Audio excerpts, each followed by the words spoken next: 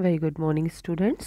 So today we are going to start with part B, introductory macroeconomics, right? अभी तक जो हमने 7 chapters finish किए हैं, they were the part of microeconomics, okay? और आज हम जो chapter 8 स्टार्ट करने वाले हैं, वहाँ से हम macroeconomics स्टार्ट करेंगे, right? So it is the starting of unit 5th also, that is national income and related aggregates, right. तो आपको पता है कि मैक्रो जो होता है वो इंडिविजुअल यूनिट्स की स्टडी नहीं करता है बल्कि एग्रीगेट्स का स्टडी करता है, राइट।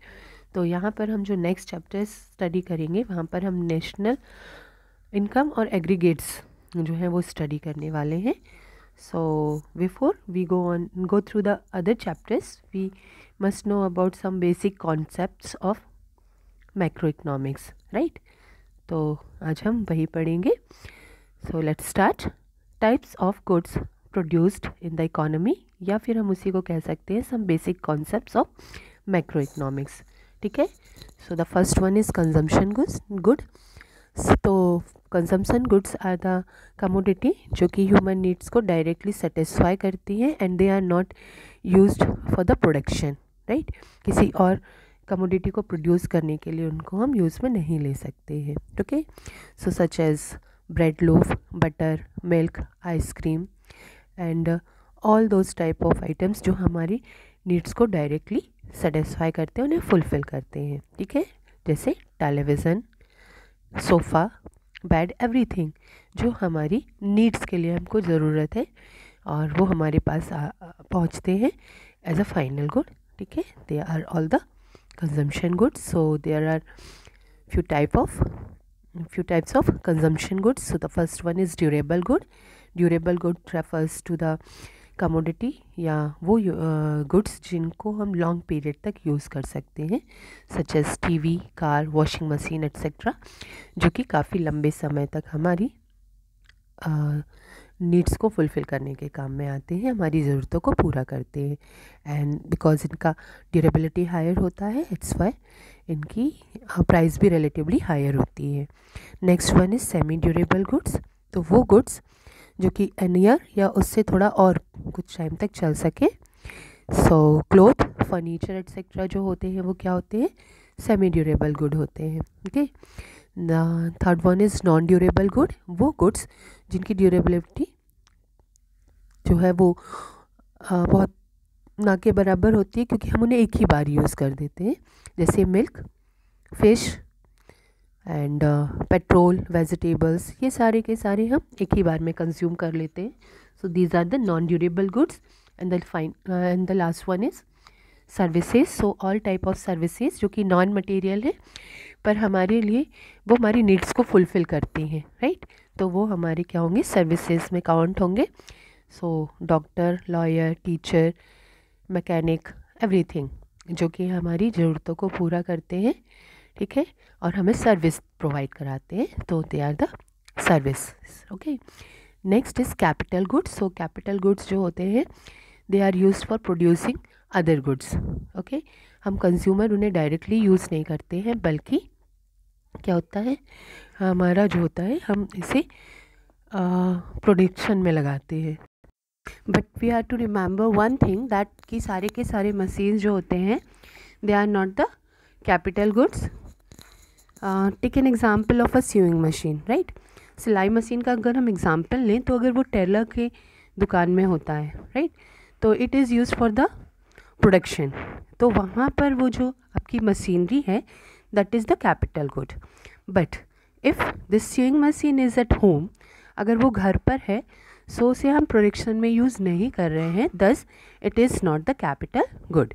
तो हर एक मशीन जो है जब वो प्रोडक्शन में लगा होगा तभी हम उसे कैपिटल गुड कहेंगे, अदरवाइज़ हम उसे कैपिटल गुड नहीं कहेंगे, okay. So we have to remember that कि कैपिटल गुड तभी कहलाएगा जब हम उससे प्रोडक्शन में लगाने वाले हैं, okay. Next is final good. तो सारी की सारी प्रोडक्शन की जो प्रोसेस होती है उसके बाद फाइनल आइटम जो कंज्यूमर के यूज़ के लिए रेडी होता है that is called the final item और फाइनल गुड्स, ओके। और जब हमारा जीडीपी काउंट होता है, यानी ग्रॉस डोमेस्टिक प्रोडक्ट, तो वहाँ पर हम फाइनल गुड्स जो है उन्हीं को इंक्लूड करते हैं। Okay, let's see the classification of final goods. Final goods जो होते हैं वो कितने तरह के होते हैं। So first one is last consumer good. तो सारी प्रोडक्शन की प्रोसेस के बाद में कंज्यूमर के हाथ में जो यूज़ के लिए पहुंचता है सामान, that is the last consumer good, right. So अगर सारी प्रोसेस के पास हमारे पास ब्रेड कंज्यूम करने के लिए पहुंच रहा है, that is the final good. सारी प्रोसेस के बाद टेलीविज़न हमें यूज़ करने के लिए हमने ख़रीदा हुआ है, तो that is the final good. Okay, हमने एक शर्ट ख़रीदा हुआ है पहनने के लिए, then it is the final good, right, या last consumer good. Okay, next is last productive goods. तो अपनी प्रोडक्शन की प्रोसेस होने के बाद जो चीज़ प्रोडक्शन में लगाने के लिए रेडी है, that is the last productive good. Okay, तो मशीनरी को हम अगर एग्जांपल लेकर के चलें तो शेविंग मशीन जब पूरा बन जाएगी, देन वो क्या बन जाएगी, लास्ट प्रोडक्टिव गुड में कन्वर्ट हो जाएगा, right. Next is intermediate goods. So intermediate goods जो होते हैं, they are a kind of good जो कि एक प्रोड्यूसर या फर्म के लिए तो वो फाइनल है, यानी कि फाइनल गुड है, लेकिन किसी और के लिए वो रॉ मटेरियल्स हैं। Okay, so take an example of cotton. So cotton जो होता है उसका प्रोड्यूसर होता है फार्मर, राइट। तो फार्मर जो है अपने खेत में जब उसने कॉटन उगाया तो cotton is the final good for the farmer, but the same cotton is a raw material for the yarn industries, right. तो ये जो कॉटन है वो यार्न इंडस्ट्रीज़ के लिए रॉ मटेरियल है। ओके, ना रॉ मटेरियल जो है वो ना जो यार्न है वो यार्न इंडस्ट्रीज़ के लिए तो फाइनल गुड है, लेकिन जो क्लॉथ इंडस्ट्री होगी उसके लिए रॉ मटेरियल है।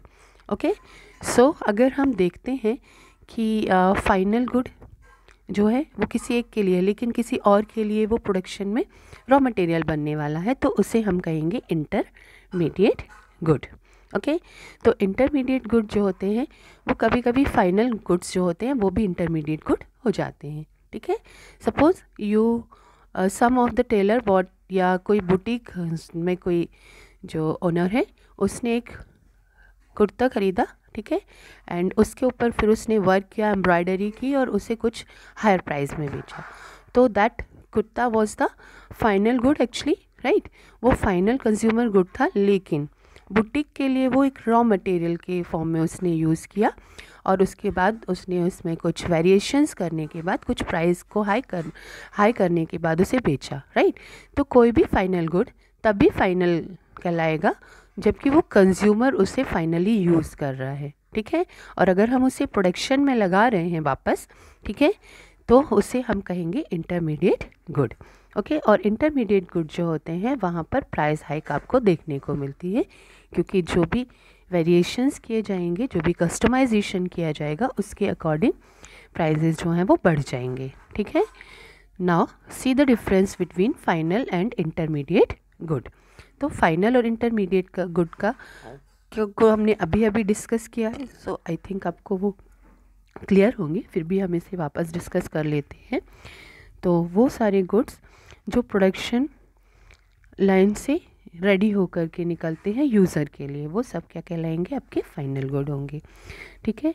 और प्रोडक्शन लाइन में अभी भी हैं वो गुड्स, हालांकि वो फाइनल हो चुके हैं लेकिन यूज़र के लिए अभी रेडी नहीं है, they are the intermediate good. Okay, final good को रीसोल्ड नहीं किया जा सकता है, बट इंटरमीडिएट गुड जो होते हैं उन्हें रीसोल्ड किया जाता है। Okay, and final goods can not be used as the raw material, but intermediate good ही कहेंगे हम जब हम किसी को as a raw material use कर रहे हैं, ठीक है। फाइनल गुड में प्राइस हाइक देखने को नहीं मिलती है, लेकिन इंटरमीडिएट जो गुड्स होते हैं वहाँ पर हमें प्राइस हाइक देखने को मिलती है। Okay, and final goods are estimated जब हम नेशनल इनकम का एस्टिमेशन करते हैं, लेकिन इंटरमीडिएट गुड्स को हम हमारे जीडीपी में काउंट नहीं करते हैं, okay, now next term is stock and flow. Okay, तो दूसरा जो टर्म हमको पढ़ना है that is stock and flow. So let's see the meaning of stock. Okay, stock is related to a point of time. Stock जो होता है वो किसी पर्टिकुलर पॉइंट ऑफ टाइम के लिए होता है। तो हम बताते हैं कि सर्टेन पीरियड पर, जैसे 1 जनवरी 2007 में यू हैड 20 लाख, राइट, और 18 फरवरी तक आपके पास 45 लाख रुपीज़ थे। सो यहाँ पे पॉइंट ऑफ टाइम की हम बात कर रहे हैं एक्यूरेट, कि वहाँ पर क्या था आपके पास में, क्या इनकम थी, क्या रेवेन्यू था। ओके, तो स्टॉक जो होता है उसे हम पर्टिकुलर पॉइंट ऑफ टाइम पर काउंट करते हैं। तो property, labour force, bank deposit, okay, even water in the roof tank जो है उसे हम क्या पॉइंट ऑफ टाइम पर काउंट करते हैं, ठीक है ना। Next is the flow. तो फ्लो जो होता है वो period wise means specific period of time, 1 month 1 year के बीच में क्या हुआ। ओके, तो just like you earn 80,000 per month, तो हम यहाँ पे क्या कर रहे हैं, पीरियड ऑफ टाइम है मंथ का, हम उसकी बात कर रहे हैं, हम यहाँ पॉइंट ऑफ टाइम की बात नहीं कर रहे हैं, ठीक है। If you probably receive 80% annual rate on the bank deposit, ये भी हमारा क्या होगा, फ्लो होगा, ना कि हमारा ये स्टॉक होगा, क्योंकि हम यहाँ पर एनुअल की बात कर रहे हैं, राइट। तो एक्सपेंडिचर ऑफ मनी, हम एक महीने में कितना खर्च करते हैं, इंटरेस्ट ऑन कैपिटल, वो भी इसका एक एनुअल मेजरमेंट होता है, ठीक है। तो ये सब जो हम क्या करते हैं पीरियड ऑफ टाइम में काउंट करते हैं, वो हमारी कहलाएंगे फ्लो। ओके, ना सी द इंटरसेक्टोरल फ्लो। तो the intrinsic flow is widely described in real flow और मॉनेटरी फ्लो। ओके, इसे हम मॉनेटरी यानी मनी से रिलेटेड फ्लो में बताते हैं। So the real flow is the form of the flow of good and services in various sector of the economy. तो ये जो रियल फ्लो से मतलब है वो क्या है, जितने भी गुड्स एंड सर्विसेज इकोनॉमी के अलग अलग सेक्टर्स में जा रहे हैं उन्हें हम रियल फ्लो कहेंगे, ठीक है। And flow of services from family are to the productive sector और from the productive area can be considered as the example of goods and services toward the family area, ठीक है। तो जो भी services जो हैं और फ्लो है कहाँ पर, फ्रॉम द फैमिली जो होती है वो प्रोडक्टिव सेक्टर्स के लिए होती है, और प्रोडक्टिव एरियाज से जो होती है वो होती है फैमिली की तरफ में, ठीक है। तो इसे हम कहते हैं intersectoral flow. Next is monetary flow. तो मॉनेटरी फ्लो जो होता है वो फ्लो ऑफ मनी होता है अलग अलग सेक्टर्स ऑफ इकोनॉमी में, ठीक है।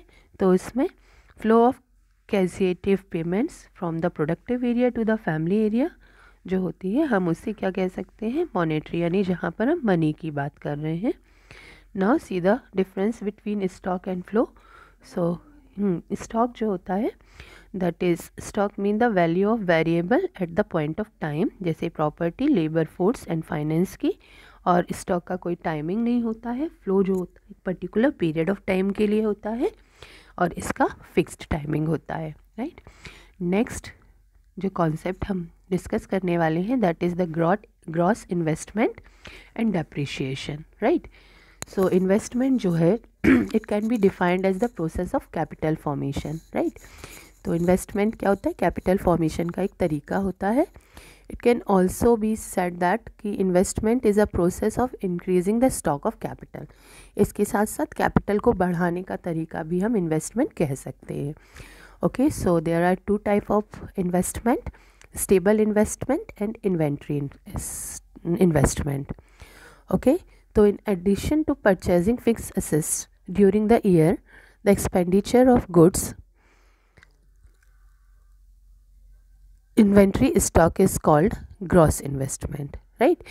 तो जब भी हम कुछ एक्स्ट्रा फिक्स्ड असेट्स खरीदते हैं किसी ईयर में, ठीक है, तो इस तरह का एक्सपेंडिचर जो होता है उसे हम इन्वेंट्री स्टॉक कहते हैं और इसे हम ग्रॉस इन्वेस्टमेंट भी कहते हैं, ठीक है।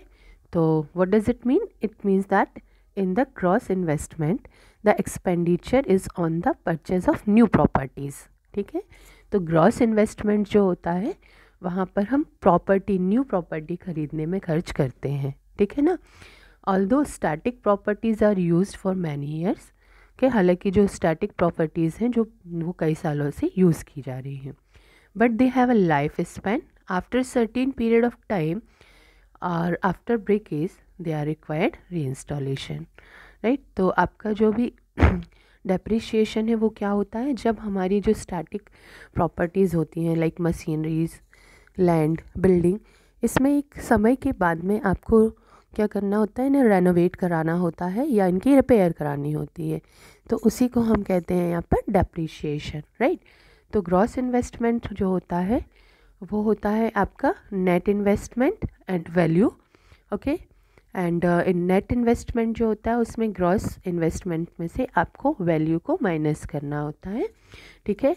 और वी कैन से दैट कि इसमें से हमें डेप्रिशिएशन चार्जेस को माइनस करना होता है, ठीक है। डेप्रिशिएशन चार्जेस जो आपकी स्टेबल प्रॉपर्टी की टूट फूट या रेनोवेशन पर खर्च किया है, ठीक है। सो ये थे हमारे बेसिक कॉन्सेप्ट जो कि हमारे मैक्रो इकोनॉमिक्स से जुड़े हुए हैं, ओके।